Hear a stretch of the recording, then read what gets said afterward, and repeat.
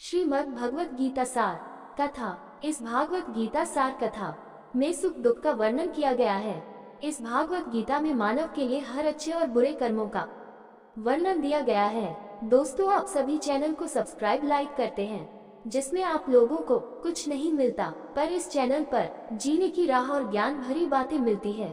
तो आपसे निवेदन है कि हमारे चैनल को आप सब सपोर्ट करें और हौसला दें कि हम आप लोगों के लिए अच्छा ज्ञान, अच्छी बातें और अच्छे राह पर चलने के लिए अच्छा ज्ञान आप सबके लिए पहुंचाता रहूं। नमस्कार मित्रों, आप सबका हमारे चैनल पर स्वागत है। दोस्तों, इस चैनल पर सारे वेदों का ज्ञान मिलेगा। भगवत गीता अध्याय 17 श्लोक 21। यत्तु प्रत्युपकारार्थ फलमुद्दिश्य वा पुनः दीयते च परिक्लिष्टं तद्दिन राजसं स्मृतम्। यत्तु प्रत्युपकारार्थ फल उद्देश्य व पुनः दीयते च परिकलिष्टं तद्दान राजसं स्मृतम्।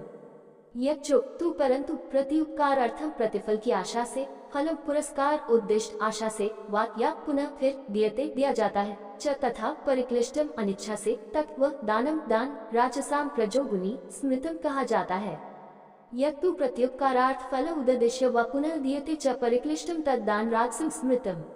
अनुवाद: किंतु जो दान अनिच्छा से, प्रतिफल की आशा से या पुरस्कार की आशा से दिया जाता है, वह रजोगुनी कहा जाता है। दान की सर्वोत्तम भावना यह है कि बिना मांगे ही दान कर दिया जाए। दूसरी सर्वोत्तम भावना यह है कि मांगे जाने पर खुशी खुशी दान कर दिया जाए। दान की तीसरी सर्वोत्तम भावना यह है कि मांगे जाने पर अनिच्छा से दान दिया जाए या बाद में पछताया जाए, मैंने इतना क्यों दिया, मैं कम दान देकर भी काम चला सकता था। श्री कृष्ण इस प्रकार के दान को रजोगुनी मानते हैं। भगवत गीता अध्याय 17 श्लोक 22। आदेश काले यद्दन पात्रप्यश्च दीयते असत्कृतम विज्ञातम तत्तम समुदाहृतम। आदेश काले यद्दान अपत्रप्यश्च दीयते असत्कृत विज्ञातम तत्तम समुदाहृतम।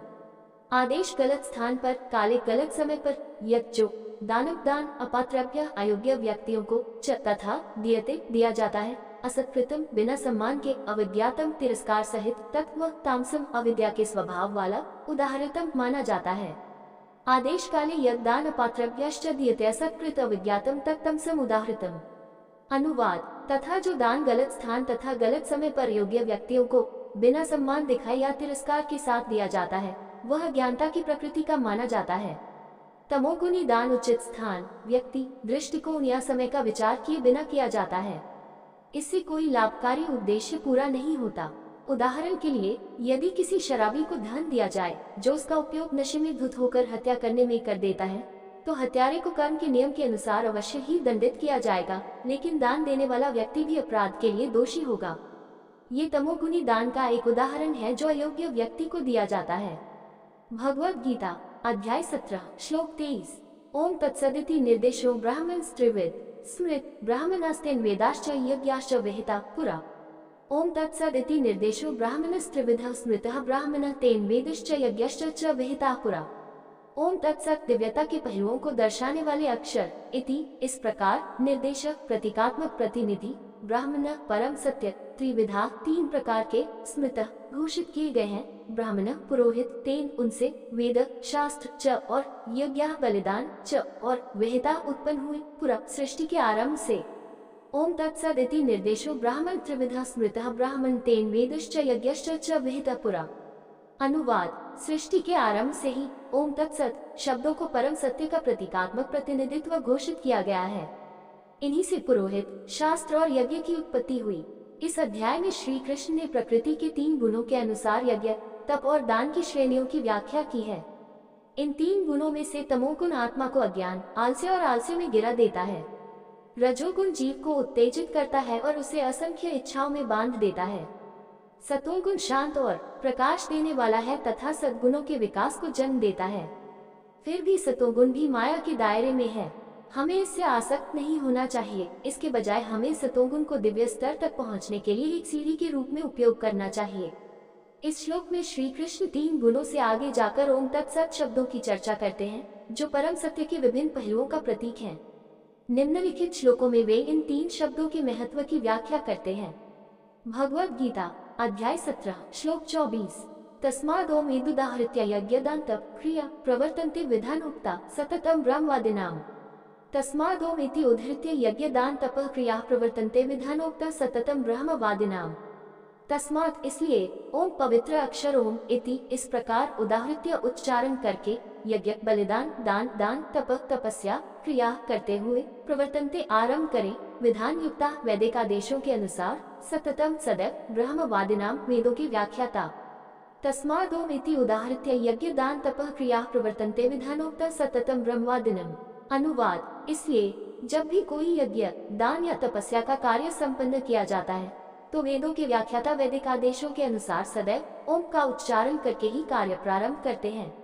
ओम शब्द ईश्वर के निराकार पहलू का प्रतीकात्मक प्रतिनिधित्व है। इसे निराकार ब्रह्म का नाम भी माना जाता है। ये सृष्टि में व्याप्त आदिम ध्वनि भी है। इसका सही उच्चारण है मुंह खोलकर आ, होंठ सिकोड़कर ऊ और होंठ सिकोड़कर मम्म कहना। इसे कई वैदिक मंत्रों की शुरुआत में शुभता का आह्वान करने के लिए बीज मंत्र के रूप में रखा जाता है। भगवद गीता अध्याय 17 श्लोक 25 तदित्यं विसंधाय फल यज्ञ तप क्रिय दान क्रियाश्च विना क्रियन्ते मोक्षकांक्षिभिः तदितनाभिसंधाय फलम यज्ञ तप क्रियाः दान क्रियाश्च विविध क्रियन्ते मोक्षकांक्षिभिः। तत् अक्षर तत् इति इस प्रकार अनभिसंध्या इच्छा किए बिना फलम सकौम फल यज्ञ त्याग तप तपस्या क्रिया कार्य दान दान क्रिया कार्य च तथा विविधा विविध क्रियन्ते किए जाते हैं मोक्षकांक्षिभिः भवबंधन से मुक्ति चाहने वालों द्वारा। तदितनाभिसंधाय फलम यज्ञ तप क्रिया दान क्रियाश्च विविध क्रियन्ते मोक्षकांक्षिभिः। अनुवाद, जो व्यक्ति सकौम फल की इच्छा नहीं रखते अपितु भौतिक बंधनों से मुक्त होना चाहते हैं वे तपस्या यज्ञ तथा दान के साथ तत् शब्द का उच्चारण करते हैं। सभी कर्मों का फल भगवान को ही मिलता है, इसलिए किसी भी यज्ञ तप और दान को भगवान की प्रसन्नता के लिए समर्पित करके पवित्र किया जाना चाहिए। अब श्री कृष्ण ध्वनि कंपन तप की महिमा करते हैं जो ब्रह्म को संदर्भित करता है। तप त्याग और दान के साथ तप का जाप करना इस बात का प्रतीक है कि इन्हें भौतिक पुरस्कारों के लिए नहीं बल्कि ईश्वर प्राप्ति के माध्यम से आत्मा के शाश्वत कल्याण के लिए किया जाना चाहिए। दोस्तों, आपसे निवेदन है कि हमारे चैनल को आप लोग सपोर्ट करें। ये वीडियो अच्छा लगा हो तो लाइक शेयर सब्सक्राइब जरूर करें। धन्यवाद।